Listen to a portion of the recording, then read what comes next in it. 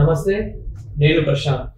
మాజీ CM YS Jagan గారు ప్రకాశం పర్యటనకు ఎందుకు వెళ్ళలేకపోయారు, దీని వెనుకాల మరి ఎవరైనా హస్తం ఉందా అనే విషయాలైతే తెలుసుకుందాము. దీని గురించి అయితే మాట్లాడేందుకు ప్రస్తుతం మనతో పాటు సీనియర్ జర్నలిస్ట్ దుర్గా వడ్లమణి గారు ఉన్నారు. నమస్తే అండి. నమస్తే అండి. మేడం, ఎందుకని జగన్ గారు ఈ పర్యటనకి వెళ్ళలేకపోయారు, దీని వెనుకాల ఎవరి హస్తం ఉందని అనుకోవచ్చు? చాలా మంది కొన్ని పేర్లు అయితే వినిపిస్తూ ఉన్నాయి. సో ఇక్కడ ఏం జరిగింది అనుకోవచ్చు? ఒకటి, పాపం జగన్మోహన్ రెడ్డి గారికి అన్ని సవ్యంగా ఉంటేనే ఆయన అడుగు బయటకు పెట్టగలరు. మరి ఒక పక్క తుఫాన్లును, ఒక పక్క వర్షాలు వస్తూ ఉంటే ఆయన పాపం జారిపోతే ఎవరికి కదా, ప్రజలు మళ్ళీ బాధపడతారు. ముఖ్యంగా వైసీపీ వాళ్ళకి చాలా బాధాకరమైన విషయం అవుతుంది. అంత నైరుతి ఋతుపవనాలు ముందు వచ్చేసి మనకి ఇప్పుడు యాక్చువల్గా రోడ్లు పగిలే ఎండలు ఉండాల్సిన టైంలో ఈసారి నైరుతి ఋతుపవనాలు ముందే వచ్చేసాయి. సో వర్షాలు పడిపోతున్నాయి మనకి, భారీ వర్షాలే. ఈ భారీ వర్షాలు కూడా లెక్క చేయకుండా తెలుగుదేశం వాళ్ళు కడపలో ఇవాళ మహానాడు మొదలు పెట్టారు. ఎంత భారీ ఏర్పాట్లు చేశారో మీరు చూసారు కదా. ఎంత భోజనాలు కూడా ఒక పంక్తిలో 450 మంది కూర్చుని తినేంత బాగా ఏర్పాట్లు చేశారు. మీకు తెలుసో లేదో, ఇప్పుడు కూడా తెలుగుదేశం మహానాడులో భోజనాలు చాలా బాగుంటాయి, చాలా బాగుంటాయి. అంటే ఎంత మంది వచ్చినా కూడా ఇన్ని లక్షల మందిని ఎక్స్పెక్ట్ చేస్తున్నారు. కనీసం 5 లక్షల పైచిలకు అన్నారు. 5 లక్షల మందికి భోజనాలు 3 రోజులు అంటే జస్ట్ ఇమాజిన్ ఆ ఏర్పాట్లు ఏ రకంగా ఉంటాయి. ఇంత వర్షాలు పడుతున్నా కూడా ఆ గాలివానం తట్టుకుని నిలబడేలాగా వాళ్ళు ఏర్పాట్లు చేశారు. అయితే ప్రకాశం జిల్లా పొదిలిలో పొగాకు రైతులు గిట్టుబాటు ధర రావట్లేదని చెప్పి పొగాకుని కాల్చేస్తున్నారు, మంట పెట్టేస్తున్నారు, అంటే బాధతోటి. సో జగన్మోహన్ రెడ్డి గారు వెళ్ళి పరామర్శించాలనుకున్నారు. పరామర్శించాలనుకుంటే ఒంగోలు ఇన్ఛార్జ్ ఉన్నారు కదా, చెవిరెడ్డి భాస్కర్ రెడ్డి గారు, ఆయన ప్రయాణ ఏర్పాట్లు చేశారు. కానీ ఏదో అంటే జగన్ లాంటి వాళ్ళు మామూలు వ్యక్తులు కాదు కదా, అసాధారణంబు ధృతం అంటారు వ్యాకరణంలో, అలాగా అసాధారణమైన వ్యక్తి కాబట్టి ఆయన సింగిల్గా వెళ్ళరు. సింహాలే సింగిల్గా వెళ్తాయి, జగన్మోహన్ రెడ్డి గారు సింగిల్గా వెళ్ళరు. అందుకని పాపం ఆయన ఇప్పుడు ప్రయాణం రద్దు చేసుకున్నారు. ఎందుకంటే భారీ వర్షాలు కదా, మళ్ళీ ఆయన వెళ్ళి మళ్ళీ వర్షంలో ఇబ్బంది పడి ఆయనకి ఏదైనా జలుబు చేసి, మీకు గుర్తుందా మిర్చి యార్డ్లో ఆయన అడుగుపెట్టి తుమ్మలేక దగ్గలేక మాట రాక నానా అవస్థ పడ్డారు. ఆ తర్వాత ఎవరికి మూడిందో మనకు తెలీదు, అంటే నాకు ఎందుకు ముందు చెప్పలేదు. సో ఈ నేపథ్యంలో ఎందుకు వచ్చింది, ఈ పొగాకు కూడా ఘాటు ఉంటుంది కదా, మళ్ళీ ఈ ఘాటుకి ఈయనకి ఏదైనా తేడా చేస్తే, అంటే వర్షం పడితే ఘాటు ఉండకపోవచ్చు కానీ యాంటిసిపేట్ చేసి ముందుగానే వాళ్ళు రద్దు చేసుకున్నారా మనకు తెలీదు. అయితే ఇప్పుడు ఆయన వెళ్ళాలనుకుంటే ఒక్కడు వెళ్ళొచ్చు, మంది మార్బలం అక్కర్లేదు. కానీ జగన్ గారు వెళ్తే మామూలుగా ఉండదు కదా. ఇప్పుడు ప్లకార్డ్స్ పట్టుకుని కొందరు సీఎం సీఎం అని అరుస్తూ, కొందరు జగన్ సీఎం అని అరవాలి, జగన్ జగన్ జై జగన్ అంటూ ఇంకెవరో అరవాలి, ప్లకార్డ్స్ పట్టుకోవాలి. ఈ వర్షంలో ఇంతమందిని తీసుకురావటం కష్టం డబ్బులు ఇచ్చి, నెంబర్ 1.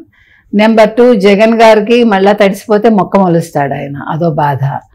తర్వాత మరి ఎవరు అరేంజ్ చేయడానికి రాలేదా ముందుకి, చెవిరెడ్డి భాస్కర్ రెడ్డి పట్టించుకోలేదా, లేకపోతే చెవిరెడ్డి చేతులు ఎత్తేసాడా, అది కూడా మనకు తెలియదు. లేదు, నిన్నటి నుంచి నడుస్తుంది కదా మనకి విజయసాయి రెడ్డి ఎపిసోడ్స్ అంతా కూడా. విజయసాయి రెడ్డి ఒప్పుకున్నాడు కూడా, అవును నేను వెళ్ళి కలిశాను అని ఒప్పుకున్నాడు ఆయన, ఆశేషగిరిరావు గారి దగ్గరికి వెళ్ళాను. సో మరి విజయసాయి రెడ్డి ఏమైనా బెదిరించాడా ఈ లిక్కర్ స్కామ్లో, నీకుంది ముందుంది ముసళ్ళ పండుగ, ముందు అది చూసుకోకుండా నువ్వెందుకు ఇప్పుడు పొగాకు గురించి వెళ్తున్నావు నువ్వని? లేదు, ఇంకా శవం ఏది లేవలేదు కాబట్టి, శవాలు ఉంటేనే ఆయన వెళ్తారు కాబట్టి సర్లే పొగాకు రైతులది మనకు అంత ముఖ్యం కాదనుకుని జగనే మానేశారా? ఇన్ని రకాల ఆలోచనలు ఉండొచ్చు, మనకు తెలియదు. అంటే జగన్మోహన్ ఇప్పుడు కేసీఆర్ని మనం ఎలా అనుకున్నామో, కేసీఆర్ అంతరంగం అంతుబట్టదని, ఇది కూడా అంత చిక్కదు ఈయన మనస్తత్వం కూడా ఎవరికి. ఇప్పుడు ఏం ఆలోచిస్తాడో. ఇప్పుడు ఇంతవరకు మీరు కనుక గమనించుకుంటే గత ఏడాది కాలంగా ఆల్మోస్ట్, రేపు జూన్ 12కి ఈ కూటమి ప్రభుత్వం వచ్చి ఏడాది అవుతుంది కదా, ఈ ఏడాదిలో ఆయన ఎన్ని క్యాన్సిలేషన్స్ చేసుకున్నారు, ఎన్నిసార్లు నియోజకవర్గాల పర్యటన రద్దు చేసుకున్నాడు ఆయన, ఎన్నిసార్లు ఎన్ని మానుకున్నాడు ఆయన. అంటే జగన్మోహన్ రెడ్డి మాటల మనిషే గాని చేతల మనిషి కాదు అనేది మీకు ప్రతిసారి ప్రూవ్ అవుతుంది, అవునా? సో ఇప్పుడు కూడా అదే జరిగింది. ఇవాళ జగన్మోహన్ రెడ్డి పొగాకు రైతుల పరామర్శకు వెళ్ళలేదంటే దానివల్ల ఆయనకి రావాల్సినంత పేరు రాదనుకున్నారో, దానివల్ల పబ్లిసిటీ పెద్దగా ఏమీ ఉండదు మనకి. ఎందుకంటే ఇప్పుడు ప్రజల దృష్టి అంతా కూడా మహానాడు మీద ఉంది. వాళ్ళంతా భారీ. అందులో మీకు ఇంకొక ముఖ్యమైన విషయం ఏంటంటే, తెలుగుదేశం మహానాడు అంటే ఒక పుష్కర కాలమే ఎన్టీ రామారావు గారి ఆధ్వర్యంలో పార్టీ ఉంది. కానీ అప్పుడు కూడా చంద్రబాబు నాయుడు గారు కూడా ఉన్నారు, ఇంకా పెద్ద మనుషులందరూ ఉన్నారు.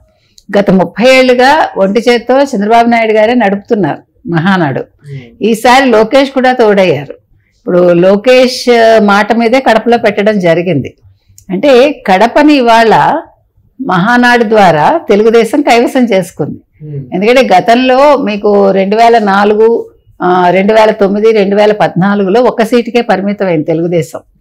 తర్వాత 2019లో తుడిచిపెట్టుకుపోయింది. కానీ 2024లో తెలుగుదేశానికి 5, జనసేనకు 1, బీజేపీకి 1 సీట్లు వచ్చాయి మనకు తెలుసు. సో ఈ రోజు వాళ్ళు పట్టు సాధిస్తున్నారు అక్కడ. అంటే కడప జగన్మోహన్ రెడ్డి అడ్డా కాదు, కడప రాజశేఖర రెడ్డి కుటుంబ అడ్డా కాదు, ఇది తెలుగుదేశం అడ్డా. ఇక్కడ తెలుగుదేశం జెండా 2029 ఎన్నికల్లో పూర్తి స్థాయిలో రెపరెపలాడుతుంది అని చెప్పదలుచుకుని ఇవాళ కడప మొత్తం పసుపుమయం అయిపోయింది. ఒక చెల్లి పసుపు చీర కట్టుకున్నందుకు చెల్లిని క్రిటిసైజ్ చేసిన జగన్మోహన్ రెడ్డికి నీ కడపే మొత్తం, నీ రాయలసీమ మొత్తం పసుపుమయం చేస్తామని ఇవాళ తెలుగుదేశం చూపించేది. షర్మిల చాలా ఆనందపడాల్సిన అంశం ఇది కదా. అంటే ఒక మాట ఇవాళ ఒక ప్రాంతం మొత్తం ఆ పార్టీ అధీనంలోకి ఆల్మోస్ట్ వచ్చేసినట్టే. ఇది జగన్మోహన్ రెడ్డి తప్పిదం. జగన్మోహన్ రెడ్డి గత ఏడాది కాలంలో తన నియోజకవర్గంలో తన అవసరాలకి తప్ప మామూలుగా ఎప్పుడూ అడుగు పెట్టలేదు. ఏ మంత్రి కూడా, అంటే గతంలో మంత్రులుగా పనిచేసిన వాళ్ళు కావచ్చు, ఇప్పుడు ఎమ్మెల్యేలు కావచ్చు, ఎంపీలు కావచ్చు, ఓడిపోయిన వాళ్ళు కావచ్చు, ఎవ్వరూ కూడా వైసీపీలో ఒక్కళ్ళు కూడా వాళ్ళ వాళ్ళ నియోజకవర్గాల్లో ఈ రోజు వరకు పర్యటించలేదు, ప్రజలతోటి ముచ్చటించలేదు. కాబట్టి ఇవాళ జగన్మోహన్ రెడ్డి మరోసారి ఓడిపోయాడు.